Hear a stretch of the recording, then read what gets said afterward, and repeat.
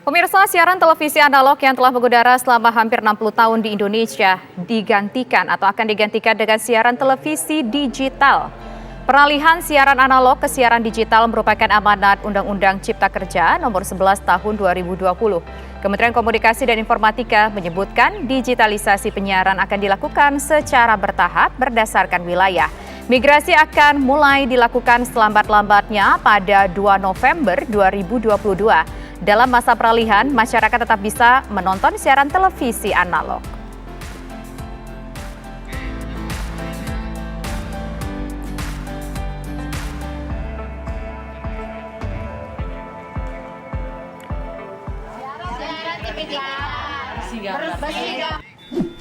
Yuk nonton siaran televisi digital.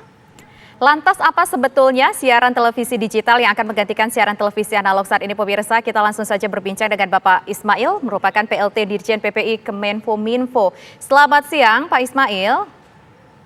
Selamat siang, Mbak. Iya, Pak Ismail, kita ingin tahu nih, Pak Ismail, pemirsa ingin tahu nih, sebetulnya apa keuntungan yang didapatkan oleh pemirsa, oleh masyarakat dengan tayangan yang ditampilkan secara televisi digital, Pak Ismail? Ya, kalau ditanya tentang keuntungannya, yang pertama dari segi kualitas ya, Mbak ya. Jadi untuk TV digital ini memiliki kualitas gambar yang sangat jelas, suaranya jernih dan teknologinya canggih gitu.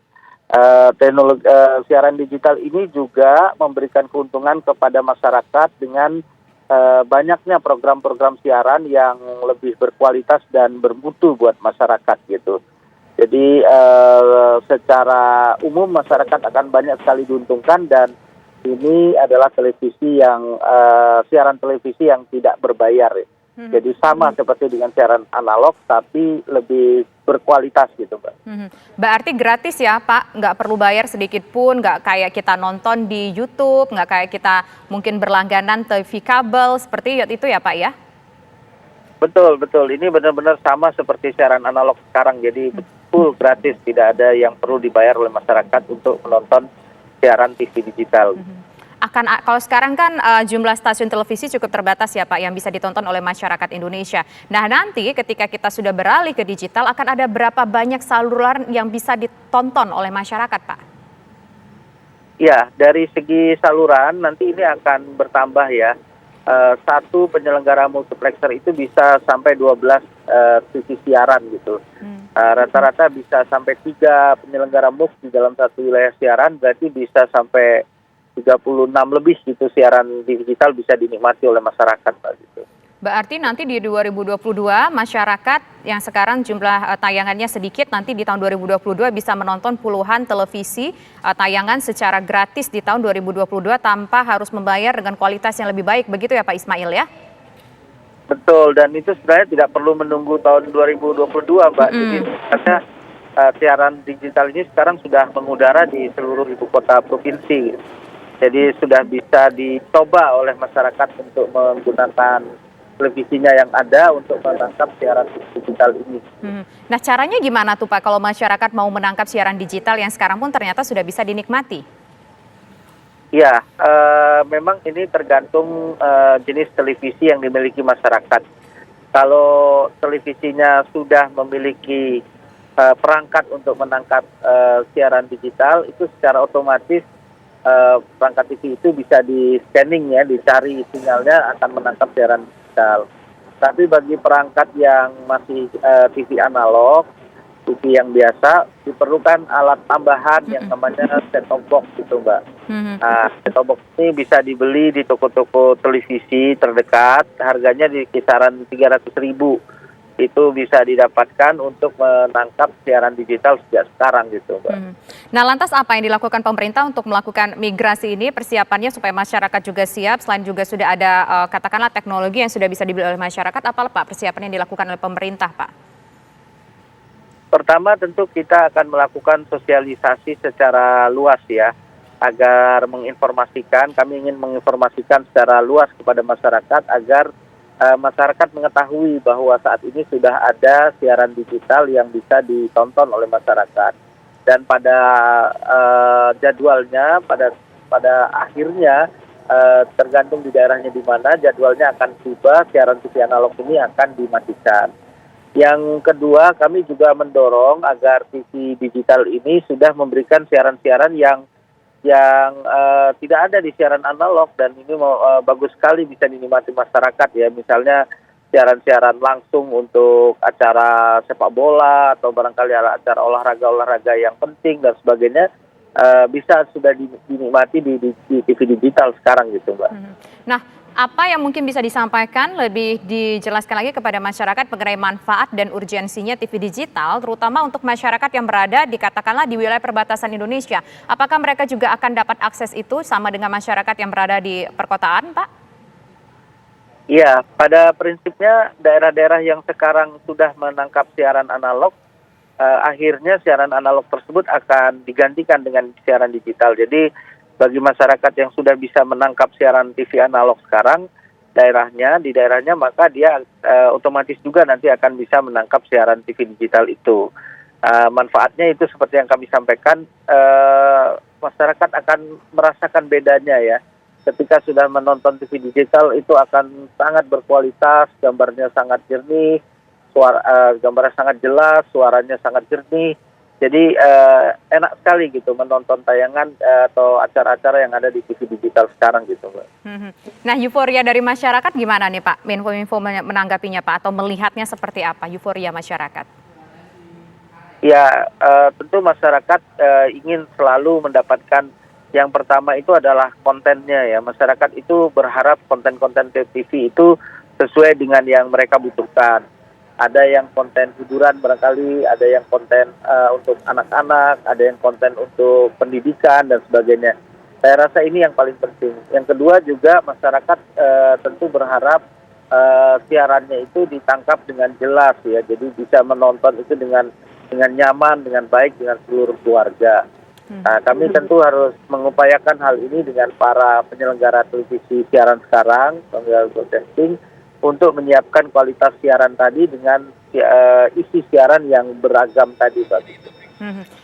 Oke, baik Bapak, nanti kita akan berbicara banyak lagi nih Pak. Pemirsa juga pasti penasaran ya Pak ya dengan TV digital yang akan berlangsung dan juga bisa sudah dinikmati mulai dari saat ini. Pemirsa, nanti kita akan berbincang lebih banyak dengan Pak Ismail, PLT Dirjen PPI Kemenkominfo. Usai jeda berikut, tetaplah bersama kami.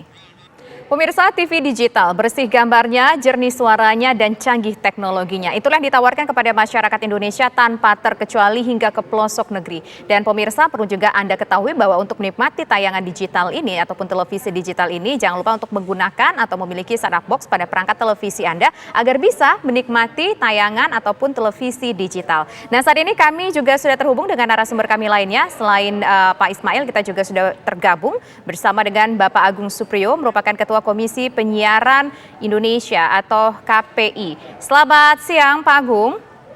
Selamat siang Mbak Tisa, juga selamat siang untuk pemirsa TV One. Merdeka. Ya, merdeka Pak Agung. Pak Agung, ini kalau berbicara soal merdeka, ini salah satu bentuk kemerdekaan bagi masyarakat Indonesia adalah tanpa batas juga mendapatkan informasi yang layak dengan kualitas yang baik juga seperti yang diupayakan oleh pemerintah dengan adanya televisi digital yang akan segera running dan sudah bisa dinikmati oleh seluruh masyarakat Indonesia Pak Agung mulai saat ini sampai dengan beberapa waktu ke depan. Nah begini Pak Agung, kalau dari KPI sendiri bagaimana menyambut mengenai hadirnya televisi digital ini nantinya? KPI mengapresiasi usaha pemerintah ya dalam konteks ini Kemenkominfo untuk mengusahakan terselenggaranya siaran televisi digital di Indonesia. Kalau kita lihat di Undang-Undang Cipta Kerja, maka paling lambat itu tanggal 2 November 2022 kita sudah bersiaran secara digital. Jadi kalau kita hitung dari sekarang kurang lebih 1,5 tahun. Jadi ini waktu yang sangat singkat. Nah, di dalam Undang-Undang Penyiaran, Undang-Undang 32, tadi Mbak Tisa sudah sebut ya bahwa informasi dan hiburan, informasi itu hak warga negara. Hiburan itu adalah tambahan untuk warga negara. Dan itu harus dapat dilihat atau dinikmati secara layak. Dan kalau layak itu, layar kakaknya itu harus bersih dan jernih. Nah, apalagi kemudian televisinya ini adalah free to air atau televisi yang gratis ya, seperti TV One ini kan TV yang gratis, jadi harus dapat dinikmati juga oleh masyarakat atau warga negara dengan bersih dan jernih. Nah, sekarang ini pemerintah mengupayakan itu, jadi KPI mengapresiasi mengapresiasi pemerintah agar masyarakat menjadi lebih nyaman dalam menonton. Itu yang pertama, Mbak. Yang kedua, digitalisasi televisi ini diikuti dengan dua hal. Nah, ini yang publik atau masyarakat harus tahu. Yang pertama, tumbuhnya televisi-televisi baru. Jadi nanti itu berkembang banyak TV. Di KPI saja itu ada kurang lebih 40 TV yang sudah mendapatkan izin untuk bersiaran. Nah, jadi nanti channel semakin banyak, program semakin banyak, dan ini tentu saja akan menumbuh kembangkan industri kreatif di masyarakat. Jadi saya berharap memang televisi ini industri padat modal, juga padat karya. Dalam konteks padat karya tentunya akan merekrut banyak sumber daya manusia untuk dapat bekerja di televisi. Nah, yang terakhir, yang kedua ini adalah bonus digital atau digital dividend. Kalau TV sudah pindah ke sistem siaran digital, maka masyarakat dan pemerintah itu akan mendapatkan bonus digital berupa internet, Mbak. Jadi ada digital dividen. Nah, nanti internet kita akan lebih cepat dan akan bertransformasi menjadi 5G. Kalau sekarang kan baru 4G, nanti 5G. Jadi telekomunikasi dan penyiaran, ya, broadcast dan telekomunikasi ini satu seperti koin. Jadi ada dua sisi yang semuanya itu diuntungkan. Dan tentunya semua kembali lagi kepada masyarakat. Jadi masyarakat ini nanti akan diuntungkan dengan migrasi dari analog kepada sistem siaran digital. Ya, Pak Agung, dari ada puluhan televisi yang sudah mendaftar dan juga sudah diterima oleh KPI saat ini, seperti apa komposisi untuk genrenya sendiri? Mungkin ada tayangan yang bersifat news, hiburan, kemudian edukatif bagi anak, seperti apa komposisinya, Pak? Jadi gini, Mbak, yang baru-baru ini ternyata kalau saya lihat memang khawatir mengambil segmentasi hiburan atau genre hiburan. Kenapa? Karena genre hiburan itu sudah diambil oleh TV-TV existing. Ya, artinya mungkin butuh usaha lama untuk bisa menyamai TV-TV yang bergenre hiburan. Akan tetapi ini adalah hikmah yang tersembunyi. Kenapa? Mereka mengambil segmentasi khusus. Ya, ada TV khusus anak, ada TV khusus perempuan, ya, ada TV khusus olahraga, bahkan ada TV yang khusus talk show, tapi talk show-nya ringan, Mbak. Ada juga ini. Jadi menarik ya, jadi ketika nanti kita migrasi, orang pegang remote, ya itu sudah program siarannya banyak. Seperti kita berlangganan, padahal bukan TV berlangganan. Ada TV khusus olahraga, TV khusus berita, TV khusus anak, TV khusus perempuan. Jadi program siaran itu semakin bervariasi dan tentu saja masyarakat sekali lagi dimanjakan oleh program dari migrasi analog ke digital ini. Kita tunggu, Mbak, di November 2022 ini luar biasa landscape penyiaran di Indonesia. Oke, nah Pak begini, sekarang saja begitu banyak media yang mungkin harus diawasi oleh KPI. Nanti ketika sudah berpindah ke TV digital dengan puluhan stasiun televisi, dengan puluhan channel televisi, bagaimana persiapan dari KPI, Pak? Sekuat apa nanti KPI bisa memonitor, Pak? Betul. Ini pertanyaan menarik, Mbak. Kalau sekarang ini kan kita pakai sistem manual. Jadi satu TV diawasi oleh 4 orang.